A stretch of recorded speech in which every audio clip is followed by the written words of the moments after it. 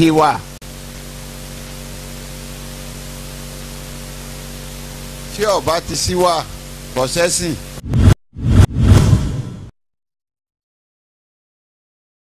ipe yìí ń kírun yìí ń gbàwẹ̀ yìí ń yọ tàkàbù nǹkan ní í ṣe kọ̀ wá sí wà.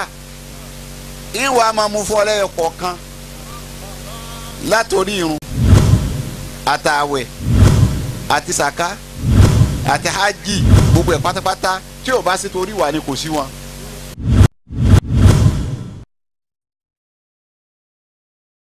kéèyàn ó ṣe dáadáa ó jùrún lọ kó o ṣe dáadáa ó ju àwẹ̀ lọ kó o ṣe dáadáa ó ju sàká lọ kó o ṣe dáadáa ó ju hajj lọ nítorí mẹ́ta ni wọ́n pín sílé àwọn inú àwọn onísúfí wọ́n ní alìsílámù wàlìmánì wàlìsàn òun kan náà ni alájì òun kan náà làlájà òun kan náà ni ó sì tún lọ lédi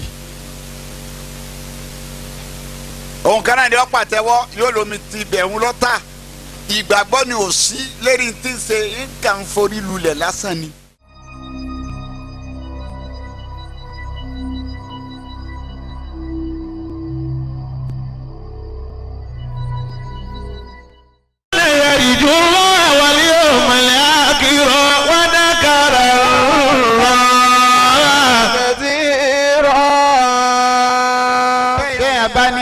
Wa nabi wa Muhammad ipe wéèrè ẹgbẹ́ ẹni tá à ń sọ ọ̀jọ̀gbọ́n kan náà àfa ó ṣírò àwọn èèyàn láyé 100 èèyàn ló ṣírò láyé ó wà nínú 100 yìí àwọn jìnkòjìnkò èèyàn láyé àwọn èèyàn yéèyàn òun sàwọn jọ ó náà mẹ́ni tí fi lọ́lá jù nù wọn Muhammad Rasulullah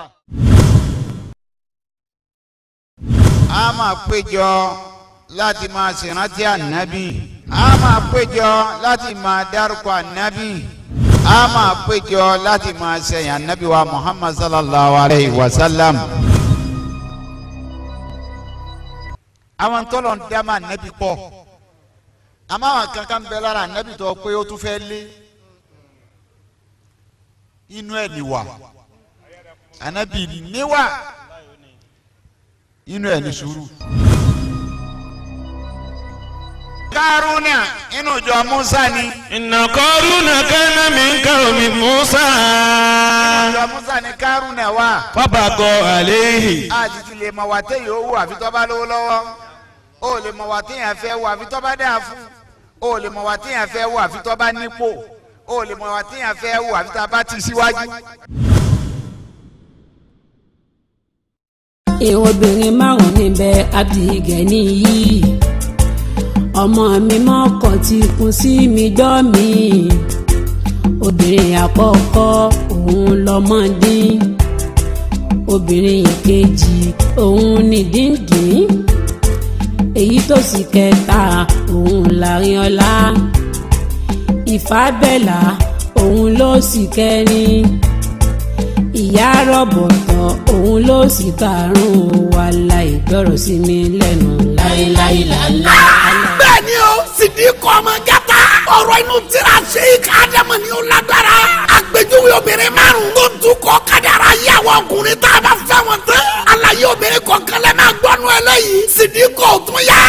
Ṣé ìyá Ádámù wọn lóbìnrin tó bá jẹ́ ọmọdé irú obìnrin bẹ́ẹ̀ tó bá ti wọlé ọkọ asọ̀kọ̀dọ̀dún arinlẹ̀ ní pátápátá. Sheikh lóbìnrin tó bá jẹ́ ìdíndín bó bá ṣe bọ́kọ yẹn òun ni ó ṣe máa wà kò ní gòkè kò ní wálẹ̀ èyí tí wọ́n ń pè ní àárín ọlá. Ẹ wo àṣírí ńlá lọ́rọ̀ obìnrin márùn-ún a ò lè gbọ́ tán báyìí. Abdulgani ìyá sísọ lójú rọ ló ń ṣe ìgbéyàwó yìí o. Obìnrin márùn-ún ẹgbà. Ẹ bá mi dúpẹ́ fọ́lọ́run mo yàn pé gbìyà o. Ẹlẹ́dàá mi ló yàn fún mi ìyàwó rere o. Onílọ́jọ́ ìgbéyàwó mi ẹ bá mi dúpẹ́. Alájà mi súnra dẹ́rọ mú àṣàfàtẹ́mi ní success níyàwó titun. Ó yá. Mo dúpẹ́ mo pàdé ẹni rẹ̀ Táyé Lolú eléjì rẹ̀ kì í ṣẹlẹ̀ tán o. Abdulgani lọ́gọ́ mi níyàwó èyí lọ́jọ́ ìgbéyàwó mi ẹ bá mi dúpẹ́. Haji Ibrahim Labaika Gausu ẹgbọ́n sókè. Èmi bá wa jó lè ní ó gbalada o.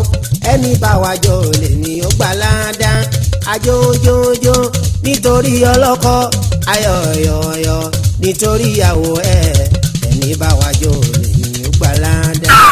nǹkan dẹ́ o ọ̀rọ̀ bàbá wa ṣe ká dàmú ti ń ṣẹlẹ̀ báyìí o. ìyàwó fọ́sọ̀lẹ̀ lọ́jọ́ wẹ́dẹ̀ ó dákúrọ̀ gbẹ́dẹ́. ẹ̀gbọ́n ìyàwó alájà tó ìbátúrú fàyè ọmọ táyé ń fẹ́. ó ṣe ń gbára ta ló ń kẹ́ lálẹ́ nítorí àbúrò ẹ̀.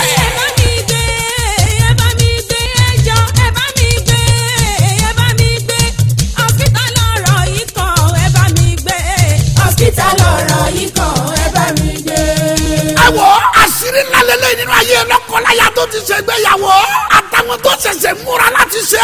gbogbo wa la gbọ́dọ̀ ra audio CD àti VCD orin Islam yìí o. káfí sòdiwọ̀n ayé wa obìnrin márùn la kọ́lé àti gbé jáde báyìí. marketed and distributed by Asolan Music and Films. Sheikh Akorede marketer. number 79 Mojosore CD market Malade Oshodi Lagos. telephone 08034013318. audio CD àti VCD orin Islam. tàbí akọ́lé ẹni obìnrin márùn. ọ̀rọ̀ àgbàlagbà Sheikh Adamali lórí rọ̀dí aláwọ̀ tààlà ni òní. àti gbé jáde wìtìwìtì ló ń tà. ẹ mẹ́rẹ̀ ẹ́.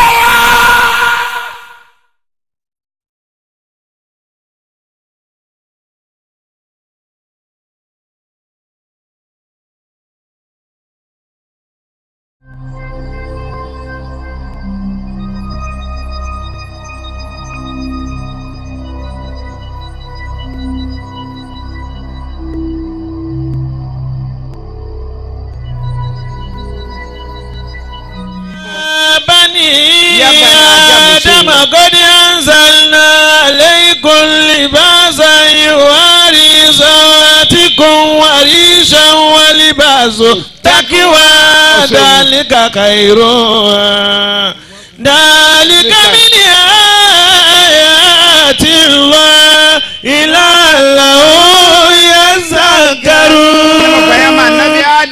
خذوا زينتكم يا بني آدم قد أنزلنا عليكم لباسا. ọlọ́run ní èmi ọlọ́run bá ní mo sọ aṣọ kalẹ̀ fún yín irú èyí tá a wọ̀ yí aṣọ ni.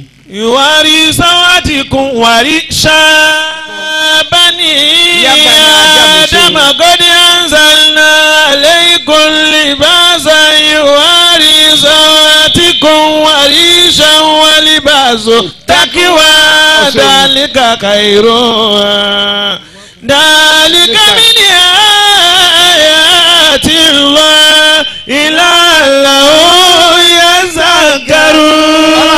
يذكرون. خذوا زينتكم يا بني آدم قد أنزلنا عليكم لباسا. ọlọ́run ní èmi ọlọ́run bá ní mo sọ aṣọ kalẹ̀ fún yín irú èyí tá a wọ̀ yí aṣọ ni. ìwárí sáwátìkún wárí ṣáà. kẹ́ ẹ fi bo òhò lásán lọ yìí ń wà fún. Ìmáàmù tájú àlìlá wàsákì sírì àlìlá Tìjàní láìra ìlàlá ṣáìwù Tìjàní láìra ìlàlá ìlàlá yàlá ìlàlá yàlá láìra ìlàlá bárúkọ mi láìra ìsèyíde àlá láìra ìlàlá Ànábì Muhammadu.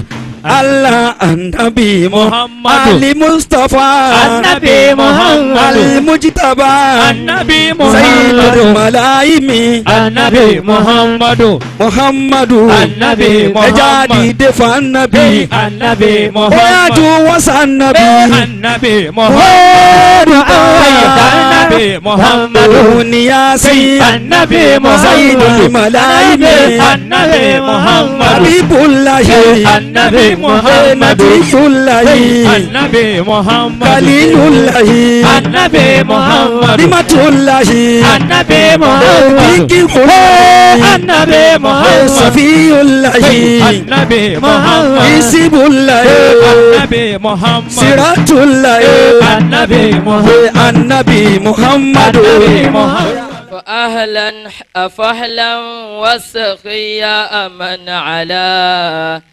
أمنا لمن رب الخلائق من هلا كمن هل إحسان وحدث وشهرة ومن هل عرفان ورشد أو اتقى أزيد ابتهاجا والحبور بنيله لأنواره الحسنى ينير بها الدجى لقد طالما يرجو فؤادي أبنها وعيني ونفسي والجوارح والنهى وليا حقيقيا أديبا وشيطا لمن عم حقا شيته المجن والقرى أساعده آكي إليك تهيتي تزيد كرامات وعليا مدى البقاء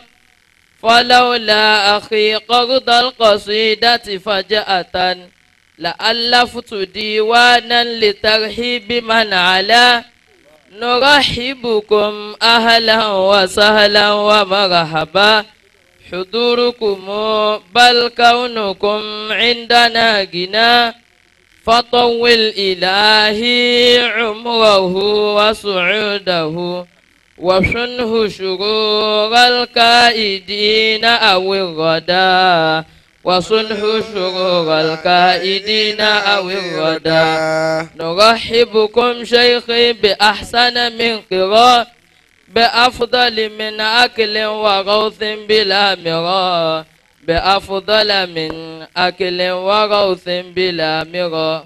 السلام عليكم ورحمة الله.